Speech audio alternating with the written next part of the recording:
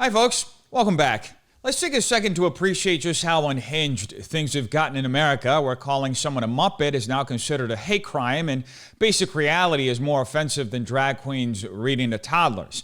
We're living at a time where the left's entire identity is built on contradictions. They scream for tolerance while canceling anyone who disagrees with them, demand safe spaces but throw tantrums when their own delusions are challenged, and firebomb Teslas because they disagree with Elon Musk's opinions. In today's meltdown theater, we've got a woman losing her mind because someone dared to compare her to a puppet with no strings attached. It's a fitting metaphor, honestly, because if there's one thing Democrats are good at, it's animated outrage with no one pulling the logic lever. Let's dive into the emotional support crayon box and see just how far down the progressive rabbit hole we've gone. But this particular person started saying I look like a muppet. And people say it so much, sometimes I start to believe it. And so I even asked Vince, I'm like, do I look like a muppet? Yes, you do. He's like, absolutely not. Let's break down this cinematic masterpiece of emotional fragility, because apparently comparing someone to a muppet is now the psychological equivalent of waterboarding. We're not even dealing with actual insults anymore. We're dealing with metaphors, feelings, and facial structure-based trauma. Welcome to the left's favorite genre, victimhood, with puppets. So this woman claims that people saying she looks like a muppet has warped her perception of herself. That's right, harmless jokes on the internet have somehow rearranged her identity into a Mr. Potato Head in a hurricane. And instead of brushing it off like a functioning adult, she consults a man, presumably her husband, named Vince, like he's some kind of licensed facial anthropologist. His response, absolutely not, honey. Groundbreaking. Nothing says factual rebuttal like asking your close friend or presumably your husband a loaded question and treating his answer like peer-reviewed science. And I gotta be honest with you, I am an expert at this topic, and I say she does look like a muppet. Anyway, let's unpack the rhetorical trick happening here. What she's doing is classic appeal to emotion, shifting the conversation away from whether the comparison is humorous or culturally relevant and steering it straight into the land of psychological damage. Why? Because victimhood on the left is currency. The moment she says her sense of self is warped, we're no longer allowed to question, joke, or even observe without being labeled cruel. That's a manipulation tactic meant to freeze criticism by cloaking it in trauma. Also notice the vague passive framing. She says, people say it so much. Who are these people? Trolls, friends, her own followers? There's no distinction made, and that's intentional.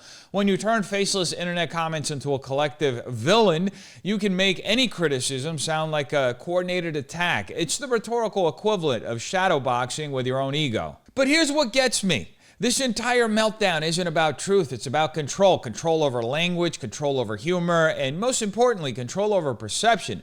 The moment someone decides that a harmless Muppet comparison is off limits, they're not setting boundaries. They're demanding reality be edited to protect their own feelings. And let's be honest, if you do look like a Muppet, which she objectively does, as does everybody else on that table, that's not a moral failing. Muppets are beloved. They've got charm, personality, range. Some of them even hosted The Muppet Show. You don't see Kermit filing a grievance every time someone calls him green, because he just accepts himself for who he is. This whole saga is just another chapter in the left's playbook. Take a joke, pretend it's violence, then demand the world apologize for noticing. But here's the truth they don't want to hear. Being compared to a Muppet isn't an attack, it's a mirror. And if the felt fits, well, maybe it's time to work on your character rather than your character arc. And speaking of character arc, feminists are apparently super offended now whenever you use the word mankind. I mean, just take a listen. The importance of space travel and the importance of the work that astronauts do when they are in space. You heard Amanda Wynn tell me in the interview that she's conducting science experiments on this voyage, which I don't think a lot of people knew. Right. They thought it was just 6 women going up into space for a joyride. Wait, what do you mean just 6 women? Well, that's what I mean. That was the criticism. It's 6 women. That's right.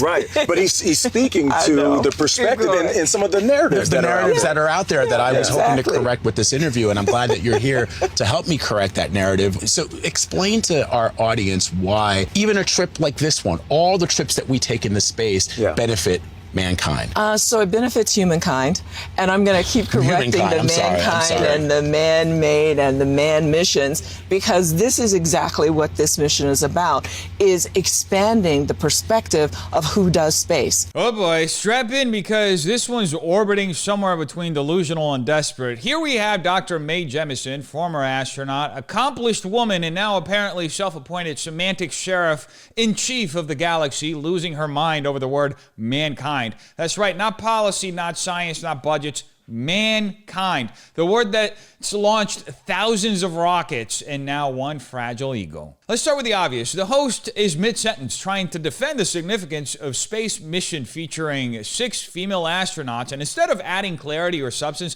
Jemison derails the conversation to quibble over the word mankind like that's the biggest threat to gender equity in 2025. Sorry, May, but nobody thought the Mars rover was a man just because NASA called it a manned mission. That's a linguistic shorthand, not a patriarchal plot. This kind of rhetorical nitpicking is what the left loves to do. Swap meaning for moral panic. She uses a classic equivocation fallacy here, deliberately blurring the historical inclusive usage of the word mankind with a literal gender-specific interpretation, as if Neil Armstrong himself stepping onto the moon and saying, "one giant leap for mankind," was a misogynistic dog whistle. Spoiler alert, it wasn't. The Oxford English Dictionary lists mankind as synonymous with the human race and has done so for centuries.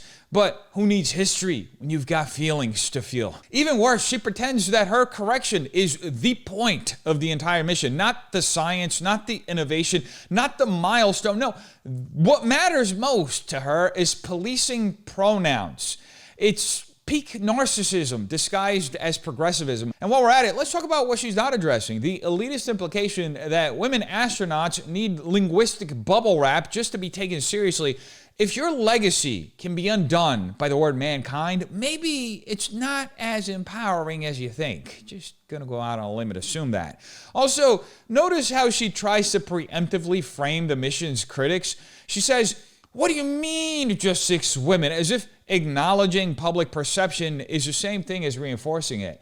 It's another leftist favorite, straw man protection. Assign intent to your opponent, then scold them for it. The host was literally challenging that exact criticism, and Jemison's response is to pretend he endorsed it, because it's easier to act offended than to actually engage honestly. This is why the left can't have nice things. Every victory, every achievement gets drowned in identity-based grievance. Instead of inspiring the next generation with what 6 women accomplished, Jemison hijacks the moment to score woke political points over a harmless turn of phrase. If this is what expanding the perspective of who does space looks like, then congratulations. You've successfully colonized outrage culture on the moon. In the end, this wasn't about inclusion. It was about control. Control over language, control over narrative, and control over who gets to speak without being corrected by the gender police. But here's the truth.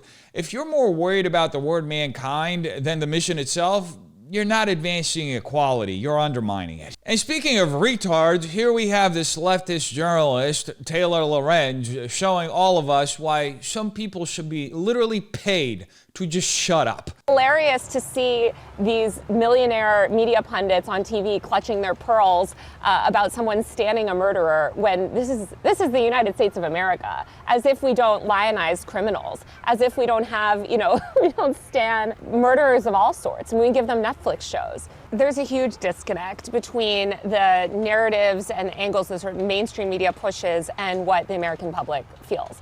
And you see that in moments like this. And I can tell you, I saw the biggest audience growth that I've ever seen, because people were like, oh, some journalist is actually speaking to the anger that we feel. The women who gather outside court in New York. So you're gonna see women especially that feel like, oh my God, right? Like, here's this man who's revolutionary, who's famous, who's handsome, who's young, who's smart. He's a person that seems this morally good man, which is hard to find. Yeah, I just realized women will literally date an assassin before they swipe right on me. That's where we are. I'm sure you wouldn't like to be compared to a Trump supporter. But some of how people cannot understand why people have sympathies for Mangione strikes me as the same as a lot of media not understanding why people support Trump. I totally agree. It's because a lot of people are just really, really desperate. They want somebody to take on the system. They want somebody to tear down these barbaric establishment institutions. Let's unpack this journalistic faceplant in slow motion. Taylor Lorenz, a professional victim journalist who's been fired from more mainstream institutions than most people would care to count, has now decided that swooning over an alleged murderer is not just understandable, it's downright revolutionary. According to her, women standing Luigi Mangione, a man facing serious criminal charges, that being the murder of the United Healthcare CEO, is no different than Americans watching Netflix crime documentaries. That's right. If you've ever watched Making a Murderer, congratulations. You're basically thirst posting outside a courthouse. First, let's deal with the rhetorical gymnastics here. Lorenz starts by mocking TV pundits for clutching their pearls over people idolizing a murderer as if moral outrage is now outdated. This is classic whataboutism, deflecting criticism by pointing fingers elsewhere. Yes, America has a twisted obsession with true crime. That doesn't mean we should start romanticizing actual suspects in real time while the trial is still underway. Watching a documentary is not the same as showing up outside a courthouse with a Sharpie asking for autographs. One is passive entertainment, the other is active delusion. Then comes the real gold. Lorenz claims people find Mangione morally good. Based on what exactly? His jawline? His viral clips? Because unless she's holding court transcripts and sworn affidavits clearing his name, this is pure appeal to emotion, elevating vibes over verifiable facts. She's not making a moral argument. She's projecting an archetype. He's young, handsome, famous, and revolutionary, which apparently now includes standing trial for murder, as long as you've got symmetrical cheekbones and a TikTok stan fan base. And of course, she does what all media narcissists eventually do. She makes it about herself. She saw the biggest audience growth ever because she's speaking to the anger people feel. Translation: outrage farming works. If you pander to rage, radicalism, and romanticized violence, you'll get clicks. Congratulations, Taylor. You've reinvented yellow journalism for the chronically online. But it gets worse because the journalist interviewing her later compares sympathizing with an alleged killer to supporting Donald Trump. This is a false equivalence on steroids. Whatever you think of Trump, he was elected president of the United States by the majority of people in this country. He won every swing state. Mangione is facing murder charges. One guy was sent to the White House by tens of millions of voters. The others being sent to a courthouse by a district attorney and will likely get life in prison. These are not the same. But to the chronically online left, all institutions are evil unless they're giving them likes or validation. And that brings us to our next point. The fantasy that Mangione is, as Lorenz says, tearing down barbaric establishment institutions. No, he's not. What he's actually tearing down is public decency and the line between activism and straight up insanity.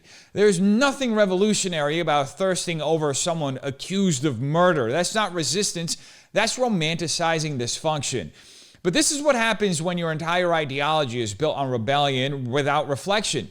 When you're so desperate to be anti-establishment that you start calling criminals liberators and journalists freedom fighters, even when they're just grifters selling moral relativism in 60-second TikToks. Now, to be clear, the people fawning over Luigi Mangione aren't rebels. They're just the latest generation of groupies romanticizing violence, no different than the cult-like admirers who once idolized Charles Manson. Dressing up adoration for an alleged killer in the language of righteousness or revolution doesn't cleanse it of moral decay. It just makes the decay trendier. If your moral compass swings based on how hot, young, or politically aligned someone is, you don't have principles, you just have straight up brain-dead fandom.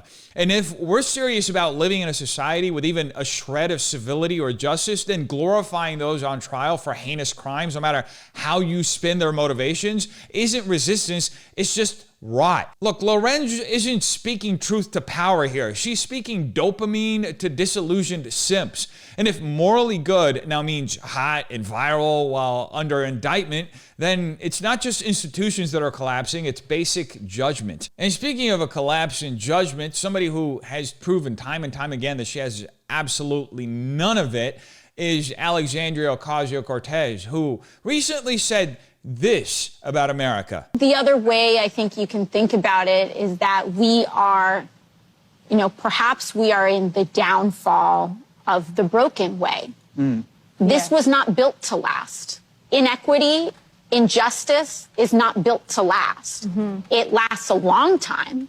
It could last hundreds of years, but ultimately it crumbles into this, a small cohort of incompetent people that create damage. And from that, something new can spring.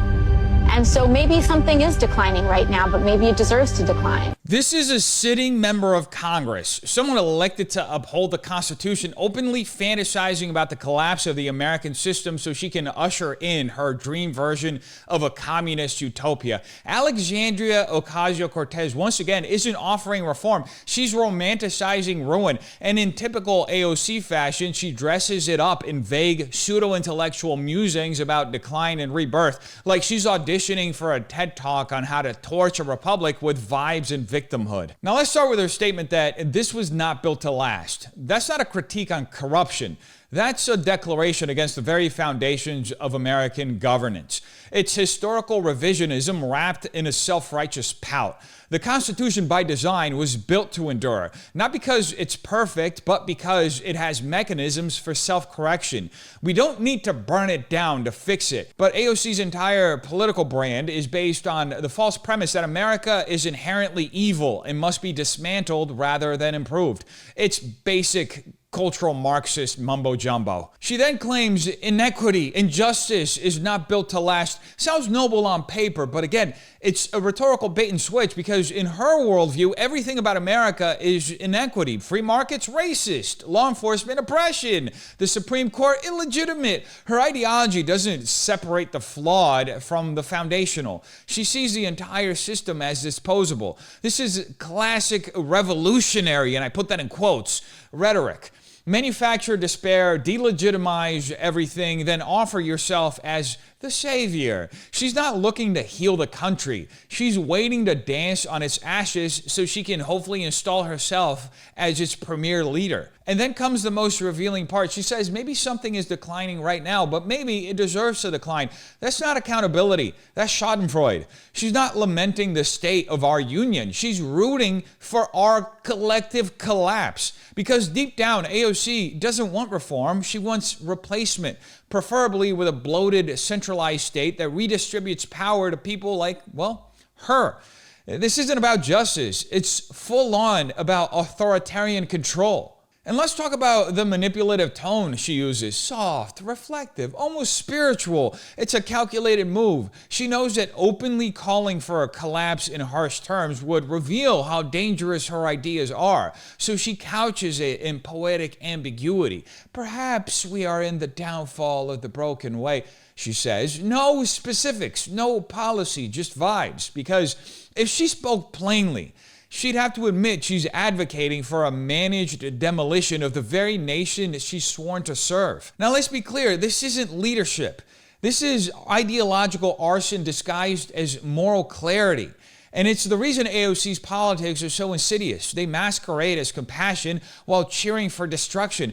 If you want to fix injustice, you build, you improve, you challenge. Yes, but within the framework that allows liberty to survive. What AOC wants isn't progress. It's a political reset button that erases history, tradition, and stability in favor of her utopian fever dream where she's in control. And that's not democracy. That's authoritarian delusion. The AOCs of the world will have to pry this country from the cold, dead hands of people like me. And believe me, I'm not alone. There are millions of us. patriots who voted for Trump, who may be quiet but never go down quietly. If she thinks she can trample on our freedoms with her smug, self-important sermons while cashing checks from Hollywood elites and Silicon Valley kingmakers, she's in for one hell of a surprise, because while she waltzes around to every major platform spewing her self-serving authoritarian garbage, real Americans, people who love this country, its founding values, and our God-given freedoms are watching. And we're not standing by. We're not letting this nation morph into some Soviet-style leftist dystopia. Just like Republicans rose up to liberate this country from slavery and the Civil War and led the charge for civil rights when Democrats stood in the way, we will rise again. This country isn't hers to burn. It's ours to protect. And we're going to leave it better for our kids than it's ever been before. So you better watch out. So the question isn't just what AOC believes in. It's what we're willing to tolerate from those in power who cloak their contempt for our country in poetic doublespeak. How long can a nation endure when its own elected officials subtly root for our collapse, all while smiling through platitudes about justice and rebirth? At what point do we stop mistaking ideological sabotage for progress? You have to ask yourself, are we preserving a system that, while imperfect, allows for freedom, dissent, and reform, or are we sleepwalking into a managed collapse disguised as moral awakening? The louder the calls to start over, the more you should ask who wants to rebuild and what they'll strip away from you in the process. You tell me what you think in the comments down below. Hope you have a terrific day. Peace.